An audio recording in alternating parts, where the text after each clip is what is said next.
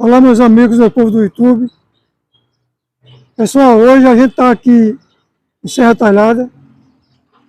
A gente veio dar uma volta em Serra Talhada e viemos aqui visitar o Museu do Cangaço, aqui em Serra Talhada. É uma coisa que eu tenho muita curiosidade de conhecer. E creio que muitas pessoas também têm a curiosidade de ver algumas coisas do tempo de Lampião, até as armas que o Lampião usava, até os copos que ele bebia água, a gente vai encontrar aqui e vai mostrar para vocês. E logo no começo aqui, eu não tive a oportunidade de filmar ainda, encontrei uma figura muito importante da cultura pernambucana e do Nordeste, o cantor Acisão. Quando eu era pequeno, eu assisti um show dele, eu gostei, e eu encontrei com ele ali bem na entrada do museu. A gente vai lá agora mostrar para vocês algumas coisas que se encontram aqui no Museu do Cangaço, em Serra Talhada. Aqui é a entrada do museu. E você vai ver muitas coisas relacionadas ao cangaço.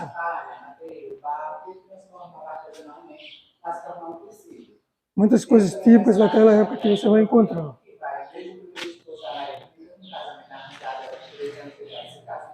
Eu tive o prazer de encontrar aqui, ó, o pessoal que atende aqui, gentilmente atendendo nós, e para vocês verem uma figura, que eu já tive o prazer de assistir o show dele.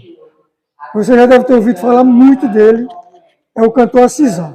Tive o prazer, gostei muito do show dele, gosto da música dele, que é uma pessoa que traz a cultura, verdadeiramente, para todos nós ver e ouvir e mandar para o mundo inteiro ouvir. Cantor Acisão, ele está aqui, ó. Olha aí, ó. Olha aí, ó. Dá uma palhinha, Acisão, para nós aí. Eu fiz uma fogueira. Ó, tá vendo? Como é que tá de show? Tem algum show programado para essa semana ou não? Tem? Certo, aí, meu. Acisão aí. Vou mostrar para vocês aí.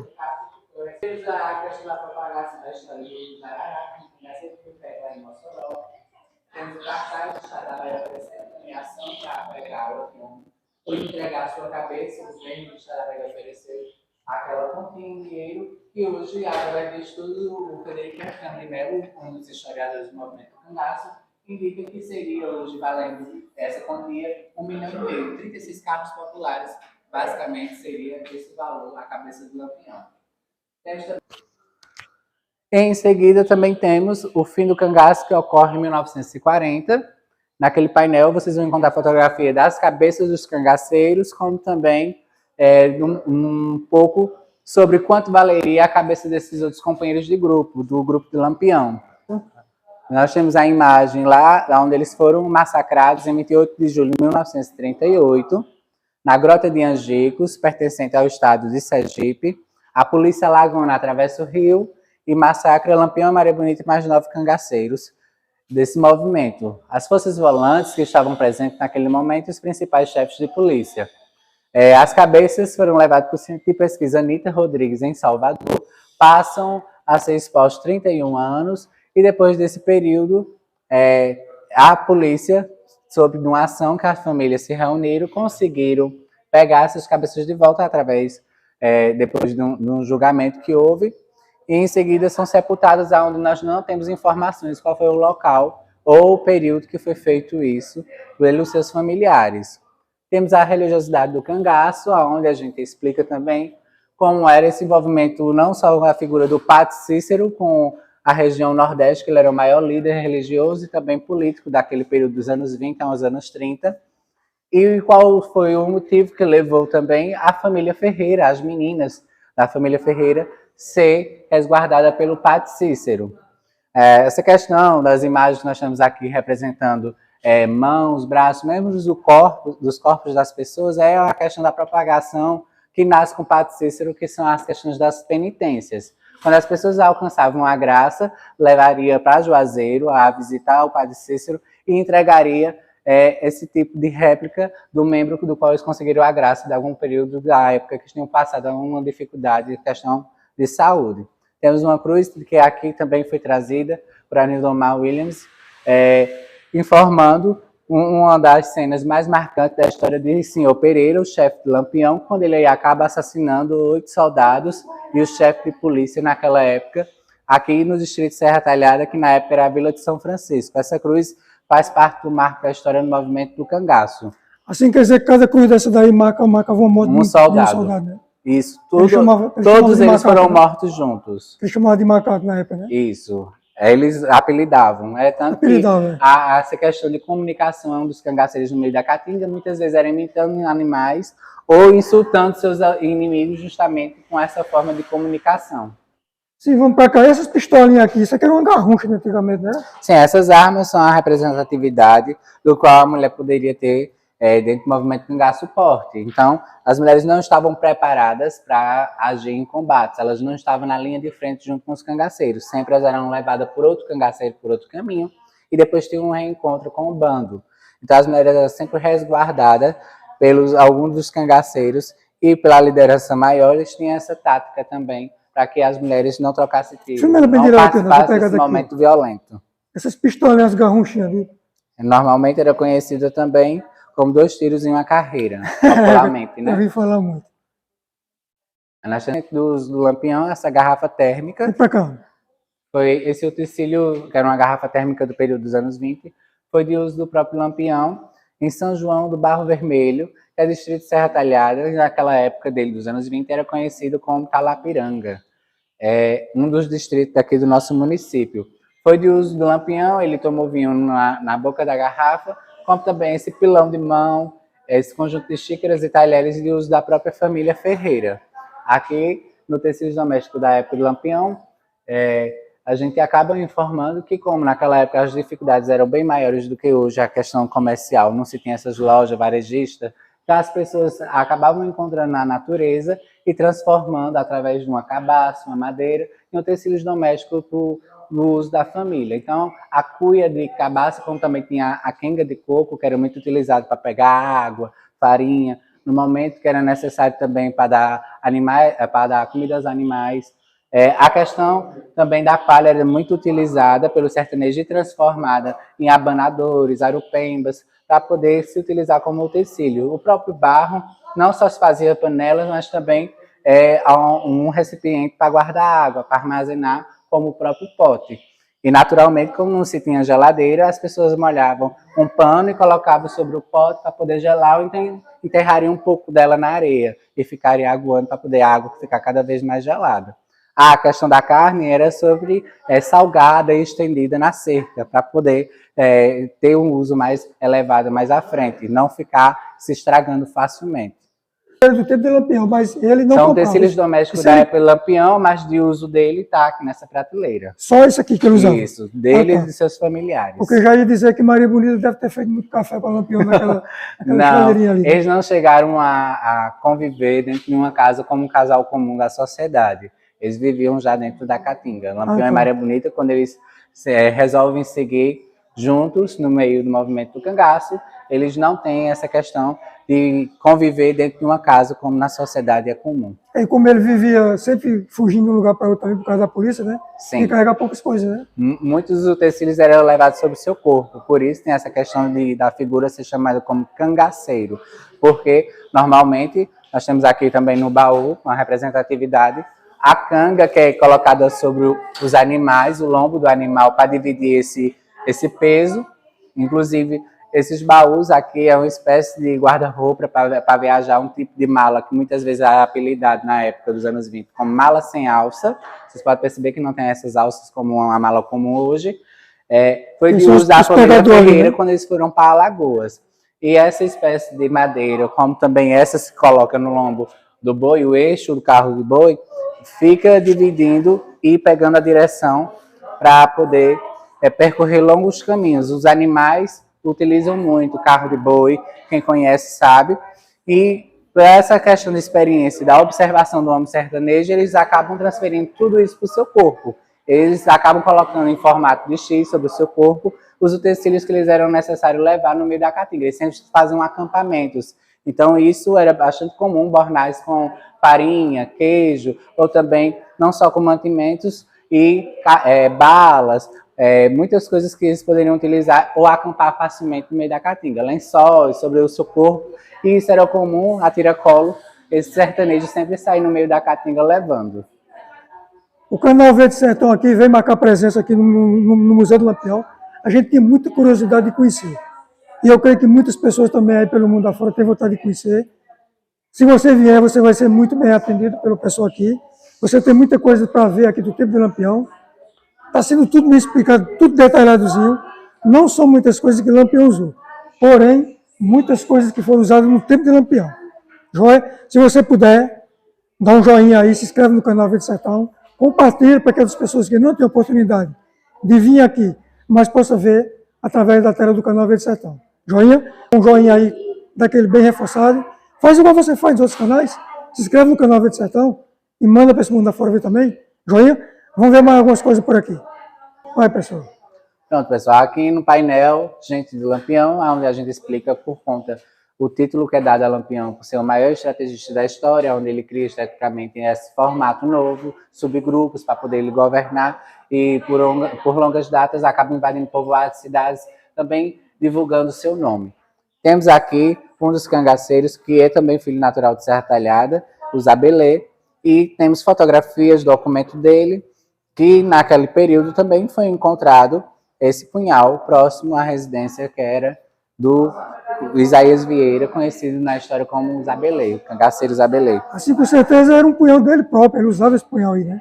Era bastante comum ter esse tipo de arma branca, os sertanejos faziam, mas o punho, normalmente, de lambedeiras, punhais gigantes, como nós temos aqui nessa vitrine, nesse relicário, muitas das vezes eram simplesmente espadas. E aí, quando eles acabavam pegando, transformavam o punho dela artesanalmente pelo conhecimento vasto do sertanejo e a contribuição dos indígenas, transformando o punho como se fosse uma lambedeira gigante ou então um punhal gigante, como é conhecido na história.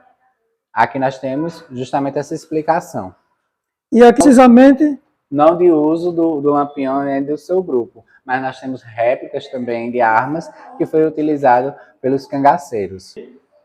Estamos aqui em personagens de destaque da época do Lampião, e uma dessas personagens muito marcantes da história é a única filha do Lampião e Maria Bonita, a Expedita Ferreira, que hoje tem 90 anos de idade, mora em Sergipe, e vai participar também de desfile de escola de samba em São Paulo e no Rio de Janeiro. A Mancha Verde vai estar se apresentando em São Paulo no dia 18, e a Imperatriz Leopoldinense também vai estar com a presença dela marcada já, com a única filha do Lampião e Maria Bonita. Ela não teve nenhum envolvimento com o movimento do cangaço, mas é filha do rei e da rainha do movimento. Mas só existe ela de filha do Lampião? Sim, e ela já tem netos, bisnetos, já tem sobrinhos.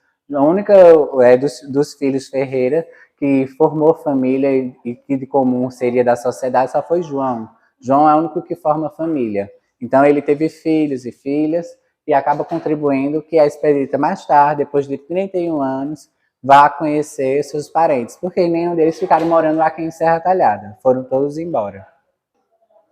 Essa documentação, esses jogos aqui, uma seringa de injeção aqui, era o quê? Foi de uso e pertenceu ao senhor Pereira, o cangaceiro, que era o líder aqui em Serra Talhada, e que foi também o chefe do Lampião. Nós temos aqui documentos como cartas, a camisa do qual ele estava utilizando naquela época, no momento do seu falecimento, a seringa de vidro, que era bastante comum, e ele se tornou farmacêutico, onde as pessoas confundem muito a história dele com o do Virgulino, quando vai para Minas Gerais, e acaba morrendo e falecendo de morte natural.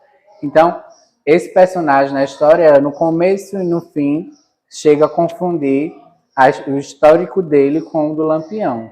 Porque o senhor Pereira ele vai embora para Minas Gerais, falece de morte natural e as pessoas acabam acreditando que foi o Lampião que foi para lá.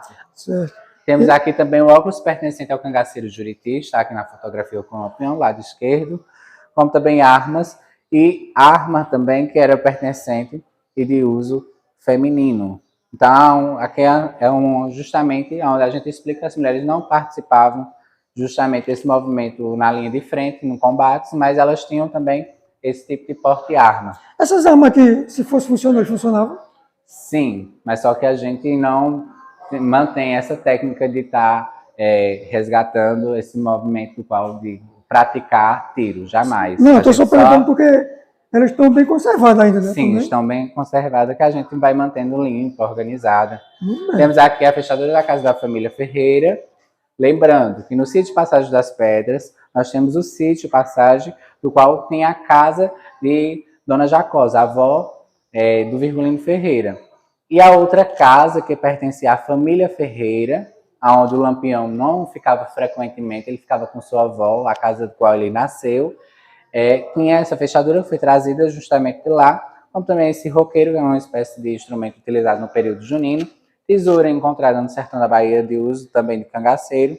Temos aqui um fole do Itubaixo, como é conhecido também na região como pé de bode, onde a gente lembra as pessoas que o Lampião também tocava sanfona. Na noitada, quando tinha um descanso, né? Isso já era de costume. O homem sempre naquela época era muito virado para aprender e sempre, de certa forma, ter essas práticas de costurar, de tocar, de se virar no meio da caatinga, sem ter a figura feminina para fazer tudo. Sempre isso era mais feito pelos homens, de viajar. Temos aqui também nessa outra urna, telhado e tijolos pertencentes à casa de Zé de Saturnino, o primeiro inimigo do Lampião, como também um registro de nascimento e óbito dele, que ele acaba falecendo de morte natural. Esses cartuchos aqui, essas balas, daquele tempo que eles usavam também, né? Não, são doações que a gente coloca aí pela questão do movimento, para as pessoas terem um entendimento. Essas balas aqui, ó. Que era bastante comum qualquer cidadão ter armas naquela época. Não era só figuras como o movimento do cangaço das forças volantes. Temos um painel aqui também explicando como é que nasce essa questão desse tipo de polícia tática para percorrer o meio da caatinga atrás dos cangaceiros. Então, forças volantes, o pessoal pergunta muito, é a polícia da época? Não, essa polícia é a polícia criada justamente para percorrer no meio da caatinga atrás do Lampião. Ela era só para isso. A polícia militar, a polícia civil, isso já existia para a sociedade. Já essa polícia aqui é o resgate de homens para poder percorrer no meio da caatinga. Então, muitos jovens de 12, 13 anos, 14 anos participaram desse movimento atrás de pegar algum desses cangaceiros. E eram pessoas treinadas só para andar na caatinga, né? Isso. Inclusive sertanejos daqui também. Muito bem. Essa última sala é o Cineclube Lampião, onde nós temos um pouco das imagens já que eram preto e branco colorida, através de estudo e pesquisa de um dos artistas baiano. Roberto, ele acaba apresentando a estética do cangaço com esse colorido. O caque que era utilizado, o azul, o brinco, o tecido da época que era utilizado pelo Exército Brasileiro. Depois de 1926, quando o Lampião ganha a patente quando ele ganha a patente de capitão patriótico, dada por Padre Cícero em Juazeiro, ele acaba utilizando esse fardamento militar, que era o azul. Temos imagens de Serra Talhada Antiga, alguns dos pontos do comércio do centro da cidade, que é existente ou não existente mais. Temos mais ainda imagens sobre o movimento do cangaço. Temos uma biblioteca informando um pouco do movimento do cangaço. Nós temos protocolado através de cordéis, livros pequenos, mais de 70 anos. Aí você imagina Lampião vivo, já tendo sua história biografada. Já tem 2 filmes e 2 livros dele vivo. Isso. E em cima da estante vocês vão perceber que tem uma espécie de troféu, lembranças, são do grupo Chachado Cabras de Lampião. Nasce primeiro o grupo Chachado Cabras de Lampião e depois tem essa percepção da necessidade que Serra Talhada deveria ter um pouco do resgate do movimento do cangaço, porque o Lampião é filho natural daqui de Serra Talhada, e por que não ter sobre toda a total responsabilidade de repassar tudo que se passou, a figura do Lampião e dos cangaceiros, que daqui de Serra Talhada saiu mais de 100 homens desse movimento do cangaço. Não foi só o Lampião, e é um movimento que não foi criado por Lampião, mas ele se tornou o maior estrategista da história. Pessoal, como a gente acabou de ver, e a gente foi acompanhado aqui pelo nosso Gui Bruno, e ele está por dentro de toda a situação, toda a história do Lampião, nos apresentou muita coisa bacana aqui, inclusive vocês viram até algumas coisas que foi usado pelo próprio Lampião. Tá? Temos uma imagem de Lampião aqui, ó, todo fardado aqui, todo bonitão. É uma escultura de papel. Tem até um olho vazado. Foi um artista muito bacana, fez isso aqui, viu? Muito bem. Foi. E o nosso guia aqui apresentou tudo para nós aqui, você viu. O canal Verde Sertão veio trazer mais um pouco da história do cangaço aqui no Museu do Lampião, no Museu do Cangaço aqui em Serra Talhada. Certo? Se você puder, se inscreve no canal Verde Sertão, compartilha para seus amigos, para aquelas pessoas que são de Serra Talhada e moram muito distante daqui, ou até em outros países, que eles vejam que a história do cangaço, que muitas histórias têm falado por esse mundo afora aí, e vocês se inscrevem, dá um joinha, certo? Faz um comentário também, vê o comentário de vocês ajuda muita gente, porque é através do comentário de vocês que a gente melhora o nosso canal, o nosso trabalho, certinho? Temos o nosso guia aqui que nos apresentou com muita gentileza, fomos recebidos lá na entrada, na recepção, por pessoas também bastante treinadas para atender o público, certinho? Se inscreva aí, um abração para todos vocês, eu fico muito agradecido se você assistiu o canal Verde Sertão. Um abraço, até o próximo vídeo, se Deus assim permitir. Joia? Vai ser passado um vídeo agora que vai contar um pouquinho desse trajeto do que houve naquela época junto com o Lampião. Aqui no Cineclube Lampião, a gente exibe curtas-metragens como Papo Amarelo, que mostra a origem do Virgulino Ferreira da Silva com seus familiares, como começam essas brigas entre os vizinhos de terra. Logo após, é claro, se desejar o visitante, a gente coloca também o outro curta-metragem, que é o Fogo na Serra Grande, que nós temos aqui para expor, para todos os visitantes conhecer de origem e de fato como foi a história do Virgulino Ferreira da Silva antes de se tornar o cangaceiro Lampião. Muito bem, vamos ao vídeo agora, pessoal.